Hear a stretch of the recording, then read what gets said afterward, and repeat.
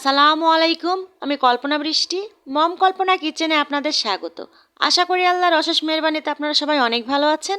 আলহামদুলিল্লাহ, আমিও আপনাদের দোয়ায় এবং আল্লাহর অশেষ কৃপায় অনেক ভালো আছি।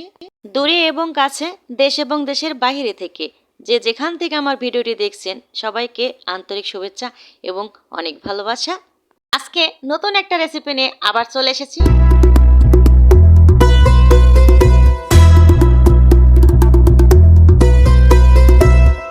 বন্ধুরা, প্রতিদিন যেমন নতুন নতুন রেসিপি নিয়ে আমি আপনাদের মাঝে হাজির হই, আজও তার ব্যতিক্রম নয়। আজও আমি একটা নতুন রেসিপি নিয়ে আপনাদের মাঝে হাজির হয়েছি। তো চলুন আজকে রেসিপিটা কি বা তার উপকরণটা কি একবার দেখে আসি। বন্ধুরা, আজকে রেসিপিতে কিন্তু পাতাকপি থাকছে। এই যে বড় ছোট একটা পাতাকপি, এই যে পাতাকপিটা দেখিয়ে নিয়েছি আপনাদেরকে। এবার আমি পাতাকপিটা কিভাবে কেটেছি দেখুন। এই যে একদম চিকন চিকন করে না, আমি হাফ ইঞ্চি মতো করে এই যে এভাবে উষার করে কিন্তু কেটে নিয়েছি। আর এই যে দেখুন, এখানে একটা বড় সড়ো কিন্তু 1 কেজি রুই মাছের মাথা নিয়ে নিয়েছি। বুঝতেই পেরেছেন বন্ধুরা, আজকে আমি কি রেসিপি নিয়ে এসেছি। হ্যাঁ বন্ধুরা, আজকে রেসিপিটা হচ্ছে রুই মাছের মাথা দিয়ে পাতাকপির নিরামিষ। এক একজন এক এক রকমভাবে পাতাকপি রান্না করে থাকেন। আজকে আমি কিভাবে পাতাকপি আপনাদেরকে রান্না করে দেখাবো, সেটাই আপনারা দেখবেন। তো কিচেনে চলে এসেছি, এসেই কিন্তু আমি এই যে একটা মশলা বানিয়ে নেব। আপনাদেরকে মশলাগুলো কি কি দিয়ে বানাবো একবার দেখিয়ে দিচ্ছি। প্রথমে নিয়ে নিয়েছি আমি গোটা ধনে নিয়ে নিয়েছি, তারপরে জিরে নিয়ে নিয়েছি। এবার আমি সামান্য পরিমাণ পাঁচফোড়ন দিয়ে দিয়েছি।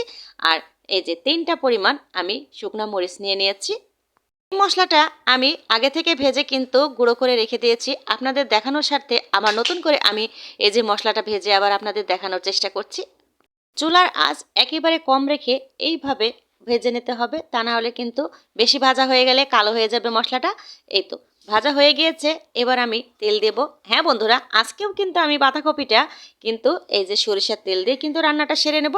এই যে সরিষার তেল দিয়ে নিয়েছি, একটু গরম হয়ে আসলে মাথাটা কিন্তু আমি 2 ভাগ করে কেটে নিয়েছি। নেওয়ার পরে এই যে আমি একটু লবণ, হলুদ আর মরিচ দিয়ে কিন্তু আমি মাখিয়ে নিয়েছি আগে থেকে। মাখানোর পরে অলরেডি আমি তেলের উপর দিয়ে দিয়েছি এবং এক পাশ আমার কিন্তু ভাজা হয়ে গিয়েছে, আমি উল্টিয়েও নিয়েছি। এবার আমি সম্পূর্ণ ভেজে কিন্তু উঠিয়ে নিচ্ছি মাথাটা। এই যে দেখুন, এবার আমি মাছ ভাজা তেলের ভিতরে আরও একটু তেল দিয়ে নিয়েছি।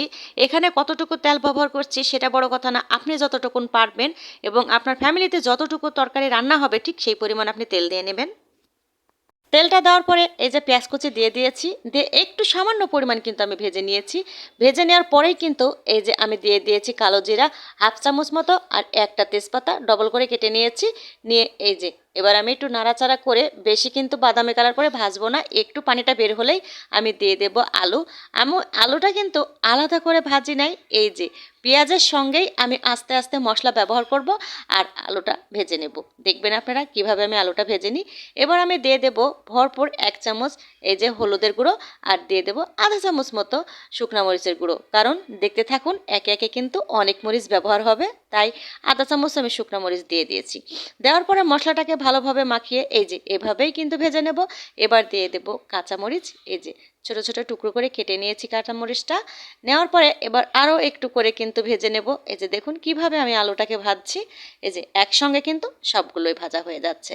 এই তো আলুটা ভাজা হয়ে গেলে এ পর্যায়ে আমি কিন্তু 1 মিনিট মতো ঢাকনা দিয়ে ঢেকে দেব, যেন আলু থেকে একটু পানিটা বের হয় আর আলুটা হালকা পরিমাণে একটু সেদ্ধ হয়। এবার আমি দিয়ে দেব এই যে একটু রসুনের পেস্ট আর একটু আদা পেস্ট। রসুন আর আদা পেস্টটা দেওয়ার পরে একটু ভালোভাবে কিন্তু আবার কষিয়ে নিতে হবে। আমি কিন্তু একটু পানি ব্যবহার করব না, কেননা পাতাকপি থেকে কিন্তু অনেক পানি বের হবে, তাই আমি অল্প অল্প করেই কিন্তু এখানে আমি আলুটাকে কষিয়ে নিয়েছি। আর এই যে দেখুন, আমি বাঁধাকপিটা কিন্তু পানি দিয়ে ধুয়ে ফ্রেশ করে একবারে পানি ঝরিয়ে কিন্তু নিয়ে এসেছি। এই যে দেখুন, নিয়ে আমি এই যে বাঁধাকপিটা অলরেডি দিয়ে দিয়েছি। দিয়ে এই পর্যায়ে এসে আমি কিন্তু ভরপুর 1 চামচ লবণ দিয়ে নিয়েছি স্বাদ মতো, পরে লাগলে আবার দেব। এই যে দেখুন, বাঁধাকপিটা দেওয়ার পরে এবার সম্পূর্ণ মশলাগুলোর সঙ্গে কিন্তু মিশিয়ে দিতে হবে এবং 2 মিনিট মতো ঢেকে রাখতে হবে পানিটা বের হওয়া পর্যন্ত। এই তো 2 মিনিট পরে কিন্তু আমি ফিরে এসেছি। দেখুন পাতাকপি থেকে কি পরিমাণ পানিটা বের হয়েছে, এই পানিতেই কিন্তু আমার রান্নাটা সম্পূর্ণ হবে।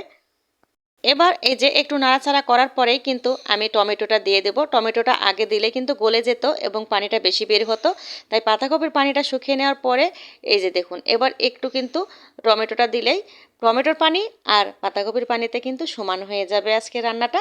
এই যে দেখুন এবার আমি চুলাটা মিডিয়াম সাইজে কিন্তু রেখে হালকা হালকা করে কিন্তু জালটা উঠছে, ঠিক সেই পর্যায়ে কিন্তু চুলাটা রেখে দিয়েছি। দিয়ে এই যে একটু সেদ্ধ করে নিয়েছি। দেখুন যখনই এই যে ঘন হয়ে আসবে পানিটা, ঠিক সেই পর্যায়ে এসে কিন্তু দিয়ে দিতে হবে মাছের মাথাটা, কেননা মাছের মাথাটাও কিন্তু ভেতর থেকে ভালোভাবে সেদ্ধ হতে হবে এবং টেস্টটা বের হতে হবে। তাই একটু মানে মাখা মাখা পানি থাকতেই কিন্তু দিয়ে দেব মাথাটা। এই যে দিয়ে দিলাম। দিয়ে কিন্তু আমি বাদবাকি যে উপকরণগুলো আছে আমি একে একে দিয়ে দেব। এই যে এবার আমি দিয়ে দিলাম কিছু মটরশুঁটি। এই যে মটরশুঁটি যদি আপনার টাটকা হয় তাহলে এই পর্যায়ে দিয়ে দেওয়াই ভালো, আর যদি ফ্রিজে থাকে তাহলে এই পানিটুক যখন কমে যাবে ঠিক তখন দিলেও কিন্তু হয়ে যাবে। এই যে দেখুন এবার আমি কিন্তু মটরশুঁটিটা দেওয়ার পরে একটু নাড়াচাড়া করে নিয়েছি, নিয়ে কিন্তু মাথাটা হালকা পরিমাণ কিন্তু আমি চাপ দিয়ে ভেঙে নিয়েছি, নাহলে টেস্টটা বের হবে না।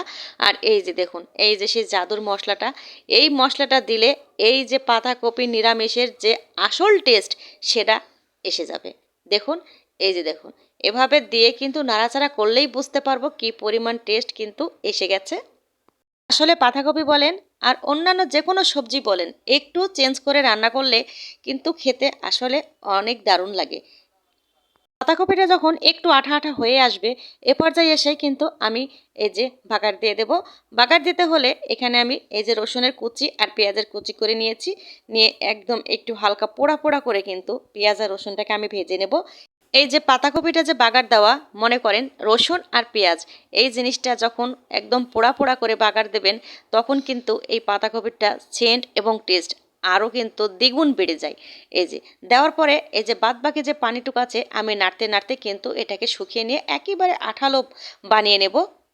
এই যে দেখুন অনেকটা কমে গিয়েছে, লাস্টের দিকে ফিনিশিংয়ের সময় কিন্তু আপনি এই যে দেখুন ধনেপাতা দিয়ে আমি কিন্তু ফিনিশ করব।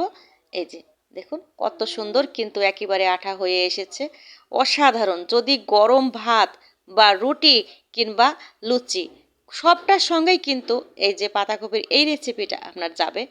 এই যে দেখুন একবার রান্না করে খেয়ে যদি ভালো না হয় অবশ্যই আমাকে বলবেন যে আসলেই ভালো হয়েছিল।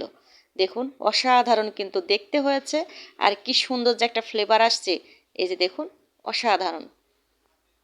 এই তো হয়ে গেল আমার সেই কাঙ্ক্ষিত রুই মাছ দিয়ে পাতাকপির নিরামিষ। প্রতিদিন একই রকম বা একই সিস্টেমে রান্নাবান্না না করে আমার এই ভিডিওটি দেখে ঠিক এইভাবে পাতাকপি নিরামিষ একদিন করে দেখবেন। একটা মাছের মাথা যদি 5 জন সদস্য থাকে কাকে দেবেন, তার চেয়ে আপনি এইভাবে একটা মাছের মাথা দিয়ে আপনি এইভাবে পাতাকপি নিরামিষ করে দেবেন, সবার কিন্তু প্লেটে একটু একটু করে হলেও কিন্তু হয়ে যাবে। অসাধারণ একটা কিন্তু খুব টেস্টি একটা রেসিপি। মনে হচ্ছিল এখন যদি একটু গরম গরম লুচি পেতাম তাহলে মনে হয় পেট ভরে খেতাম। ভিডিওটি দেখে কেমন হয়েছিল অবশ্যই জানাবেন, সাথে একটা লাইক দিয়ে দেবেন, একটা সাবস্ক্রাইব অবশ্যই করবেন। সবাই ভালো থাকবেন, সুস্থ থাকবেন, নিজেকে সুস্থ রাখবেন। আল্লাহ হাফেজ, আসসালামু আলাইকুম।